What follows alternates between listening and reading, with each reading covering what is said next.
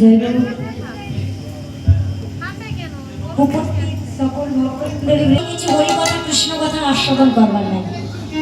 আপনারা হাজারো চেষ্টা করলেও আজকের এই রাতটা কালকে ফিরে পাবেন না, তাই না মায়েরা? আমরা তো বেশি সময় থাকবো না, আমি আপনাদের চরণতলে বেশি সময় থাকতে পারবো না। তাই যতটুকু সময় আছি আপনাদের আশীর্বাদ এবং একটু মনোযোগ সহকারে আমরা সবাই মিলে একটু হরিকথা কৃষ্ণ কথা আস্বাদন করবো। ভক্তিবতী মায়েরা বলুন তো, ভ্রমর জীবন ফুলের মধু আস্বাদনের লাগে ফুলে ফুলে ধাই আর ধাইতে ধাইতে যদি কখনো কোনো পলাশ ফুলের উপরে গিয়ে বসে, ও বাবা, মধু আস্বাদন হবে? হবে না।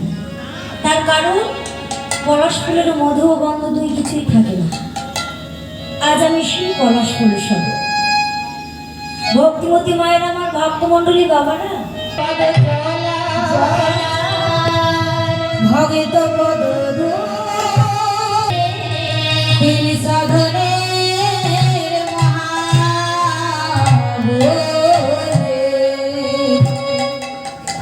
ভক্ত পদ জড়ারে ভক্ত পদ ধরে ভক্ত ভুক্ত অবশেষ এই তিন সাধনের মহাবলী।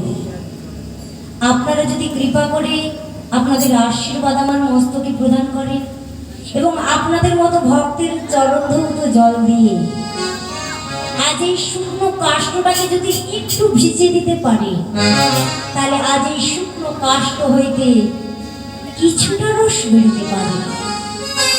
আমার গুরুদেবের কি অসীম করুণা, সেই করুণার ভান্ডার হইতে আমি যে এক বিন্দু কৃপা লাভ করতে পেরেছি, সেই কৃপা হইতে আজ কিছু হরিকথা কিছু কৃষ্ণ কথা আপনাদের সামনে পরিবেশন করব এবং সারি অসারে পরিবেশন করব।